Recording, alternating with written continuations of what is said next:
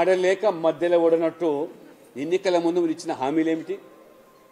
మేము అధికారంలోకి వస్తే ఈ కాళేశ్వరంలో జరిగిన అవినీతిని, కుంభకోణాన్ని వెలికితీస్తాం, ఒక సిబిఐ ఎంక్వైరీ చేయించి దానికి బాధ్యులైన వాళ్ళందరి మీద కూడా కఠినంగా చర్యలు తీసుకుంటామని, లేదా వాళ్ళు బొక్కిన సొమ్మంతా కూడా కక్కించి ప్రజలకు పంచుతామని చెప్పారు.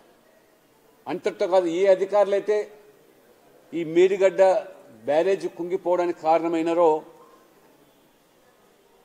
ప్రజలను, ప్రభుత్వాన్ని తప్పుదో పట్టించినటువంటి వాళ్ళ మీద కఠినంగా చర్యలు తీసుకుంటామని చెప్పినటువంటి ఈనాటి మంత్రులు ఎన్నికల ముందు ఇచ్చిన హామీలు ఇవాళ మరి ఎందుకు ఇవాళ కూనీ రాగాలు తీస్తూ ఉన్నారు?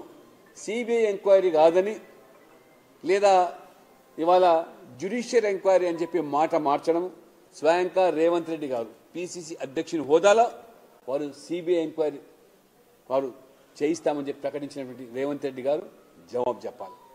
పైపెచ్చు ఏ అధికారులైతే బాధ్యులని, ఏ అధికారులైతే తప్పుదో పట్టించారని చెప్పి మంత్రులుగా మీరు ప్రకటన చేశారో అదే అధికారుల ద్వారా మీరు పీపీటీలు, పవర్ పాయింట్ ప్రజెంటేషన్లు చేసి అంటే వారికి వత్తాసు పలుకుతున్నారా? ఒక్క అధికారి మీద కూడా చర్యలు తీసుకోలేకపోతున్నారంటే మేము మొదటి నుంచి చెప్తూ వచ్చాం. ఎన్నికల ముందు కూడా ఈ బీఆర్ఎస్, కాంగ్రెస్ రెండు వేరు కాదు, ఒక గూటి పక్షులే తోడు దొంగలే అని చెప్పి ఇవాళ నిర్ణయమవుతుంది. నెల రోజులుగా వస్తున్నది అధికారులకు వచ్చి. ఎందుకు ఇవాళ మేడిగడ్డ మీద అఖిలపక్ష బృందాన్ని తీసుకెళ్తానని చెప్పిన మీరు ఎందుకు మీ మంత్రులతోనే సరిపెట్టుకుంటున్నారు? ఎందుకు ఇవాళ మీరు ఆ అధికారుల మీద చర్యలు తీసుకోకుండా, సిబిఐ ఎంక్వైరీ నిర్వహించకుండా మేడిగడ్డ వరకు మాత్రమే ఎందుకు ఈ అవినీతి పరిమితం చేస్తున్నాం? మొత్తం కాళేశ్వరం ప్రాజెక్టు మీద జరిగినటువంటి మరి 1,00,000 కోట్లని మీరే చెప్పారు. ఇవాళ ఎందుకు కూనీ రాగలిసి దాని వెనుకాల ఉన్న మతలబ్ ఏమిటి మిమ్మల్ని ప్రశ్నిస్తున్నాం.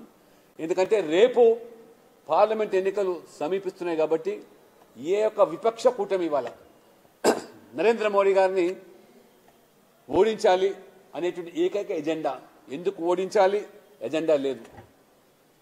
आपके पास कोई नेता नहीं है, नीयत नहीं है, नीति भी नहीं है, फिर भी मोदी जी को हराओ, मोदी जी को हटाओ.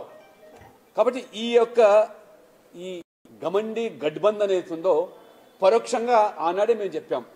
కేసీఆర్ గారు ఈ బీఆర్ఎస్ వారికి వత్తాసు పలుకుతున్నారు. ఏనాడైనా వీళ్ళ ఎన్నికల ముందు, ఎన్నికల తర్వాత ఒకటే పార్టీలు ఇవని చెప్పడం జరిగింది. కాబట్టి ఇవాళ పార్లమెంట్ ఎన్నికల ముందు ఈరోజు పరోక్షంగా పరస్పరం సహకరించుకోవడానికే ఈరోజు బీఆర్ఎస్కు లొంగిపోతున్నారా, లేదా బీఆర్ఎస్ లొంగదీసుకోవడానికి చేసే ప్రయత్నాల మొత్తం తెలంగాణ ప్రజలు, తెలంగాణ సమాజం గమనిస్తుంది. ఒక నెల రోజుల లోపలనే మీ యొక్క మరి ఈ చేసినటువంటి వాగ్దానాలు, ఘాటైన వ్యాఖ్యలు ఎందుకు ఇవాళ నీరు గారిపోతున్నాయి, ఎందుకు ఇవాళ చతికిలబడుతున్నారు జవాబు చెప్పాల్సిన అవసరం ఉంది. నిజంగా మీకేమాత్రం చిత్తశుద్ధి ఉంటే వెంటనే సిబిఐ ఎంక్వైరీకి మీరు విన్నపించండి. తప్పకుండా దాంట్లో ఎవరైతే బొక్కినారో, మెక్కినారో వాళ్ళందరినీ కూడా కక్కించేదానికి ఖచ్చితంగా తెలంగాణ సంపదను ప్రజలకు దోహదపడే విధంగా ఉంటుందని చెప్పి కూడా భారతీయ జనతా పార్టీ స్పష్టం చేస్తున్నారు. మీరు ప్రజలకు మంచుదామన్నారు, ఆ మొక్కిన సొమ్మునంతా కూడా కక్కిస్తామన్నారు. మరి ఇవాళ ఎక్కడి నుంచి, ఢిల్లీ నుంచి ఆదేశాలు వచ్చాయా మీకు? లేదా బీఆర్ఎస్కు లొంగిపోయినా, లేదా బీఆర్ఎస్ లొంగిపోతుంది మీరు దానికి మరి వంత పాడమని చెప్పారా? ఇవన్నీ కూడా క్రమేణా నెల రోజుల నుంచి చూస్తూ ఉన్నాం. ఇవాళ ఇవన్నీ మీ ఆటలన్నీ కూడా ఈ యొక్క మరి ఈ పార్టీలు ఒక గూటిలో, ఒక దాటిలో నడుస్తూ ఉన్నాయి. కాబట్టి తెలంగాణ ప్రజలు గమనించాలి, అప్రమత్తంగా ఉండాలి. ఈ రెండు పార్టీలు వేరు కాదు. రేపు మోదీ గారు మూడోసారి ప్రధానమంత్రి అవడం ఖాయమని విషయం తెలిసి ఏ రకంగా అడ్డుకోవడానికి పావులు కలుపుతున్న దాంట్లో భాగంగానే వీళ్ళ అవినీతికి ఇవాళ కాళేశ్వరమే కాదు, ఇవాళ మిషన్ కాకతీయ కానివ్వండి, అనేక విభాగాల్లో జరిగిన అవినీతి పట్ల కూడా ఈ ప్రభుత్వం వ్యవహరించే తీరు ఇది నాంది కాబోతుందనే విషయాన్ని ప్రజలు అనుమానాలు వ్యక్తం చేస్తూ ఉన్నారు.